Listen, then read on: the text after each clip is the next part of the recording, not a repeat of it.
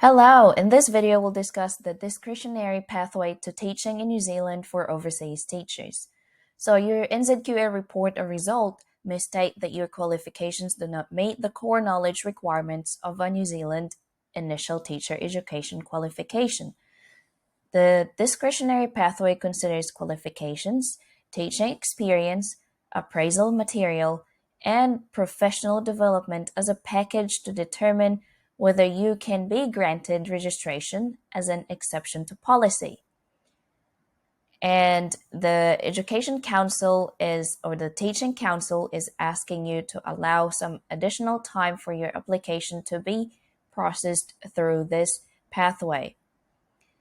They're also asking to provide certified copies of these documents for their consideration.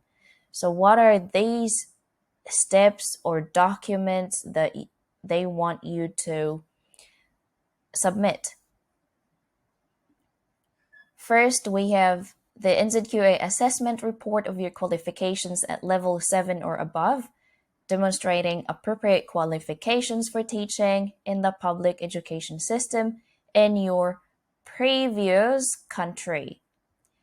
Second, certified official transcript copies for each qualification.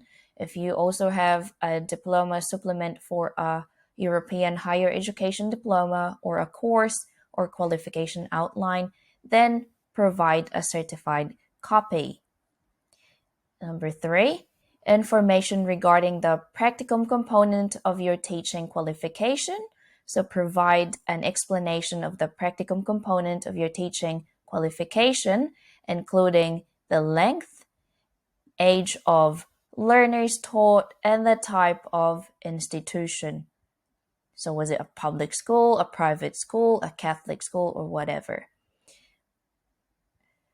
Number 4, information about professional teacher registration status.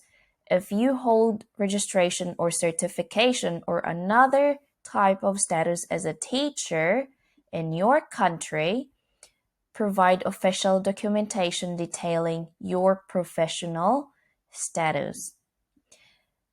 Number 5, teaching service. Provide evidence of all teaching service and explain any significant gaps. Include details of any senior teaching positions held. Say if you were in the leadership team or you were the head of department or something like that, then that's also useful to provide. And the types of institutions where you have taught. Official statements of service from employers are preferred.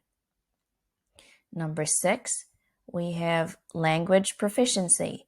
So evidence that you meet the Teaching Council's language competency requirements. At the moment, they are wanting you to provide for PTE or the Pearson Test of English, a score of 65 in all areas of study. So that's reading, writing, speaking, and listening. For IELTS, it's a score of 7. That's IELTS academic for all areas as well. And of course, an overall score of 7.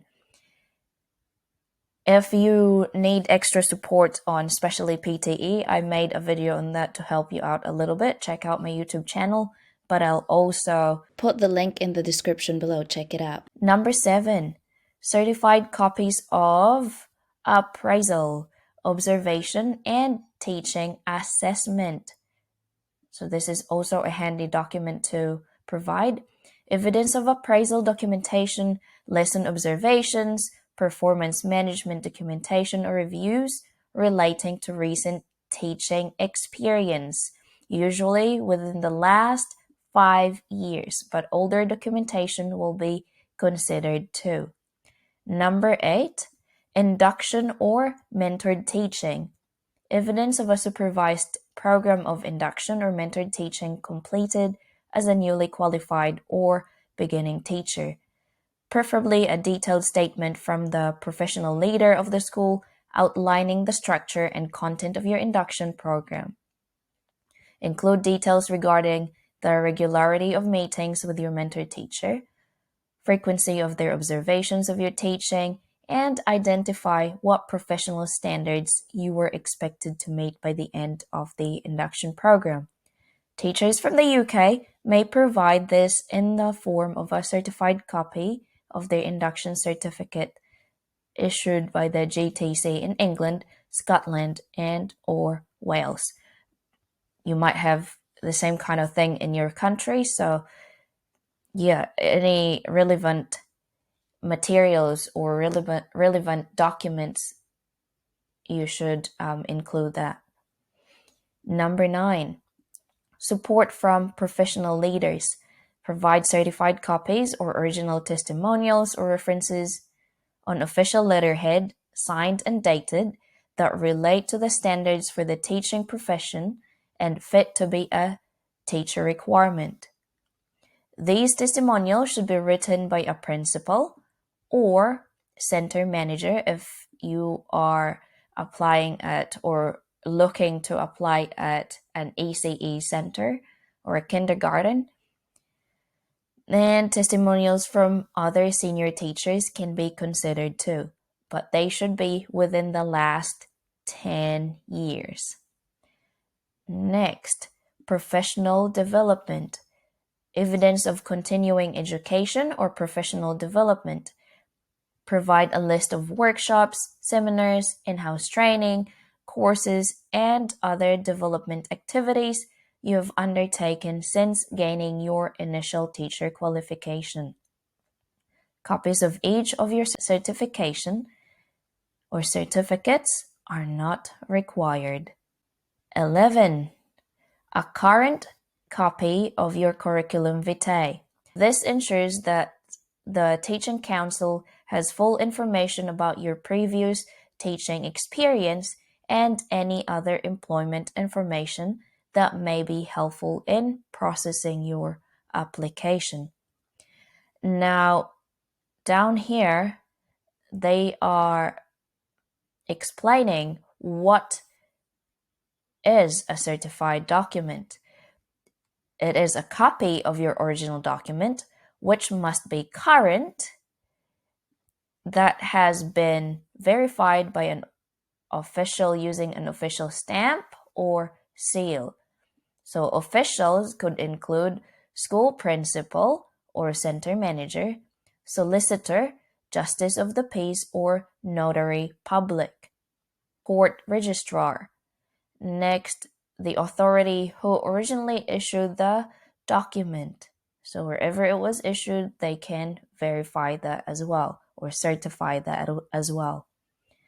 Next, the person certifying your documents must note on every page the following: certified true copy of the original, and clearly identify and include on the document their full name, so full name of official, signature, their title, their address, and contact number of the official. Then their official stamp or seal. Lastly, the date the documents were certified. If you have watched my video on NZQA, I showed this there too when I had my documents certified by a JP or Justice of the Peace in New Zealand. So there we are. If you have any questions, feel free to pop it in the comments section. If you send me a private message, I am teaching full-time in a classroom. I'm really busy, so response will be a little bit slow. Whereas if you pop it in the comment section, I check my YouTube channel every day pretty much, so I can get back to you as soon as I can. Right, and if you have learned anything from this video today, please don't forget to hit like, subscribe, and share too. I'll see you next time. Have a nice day.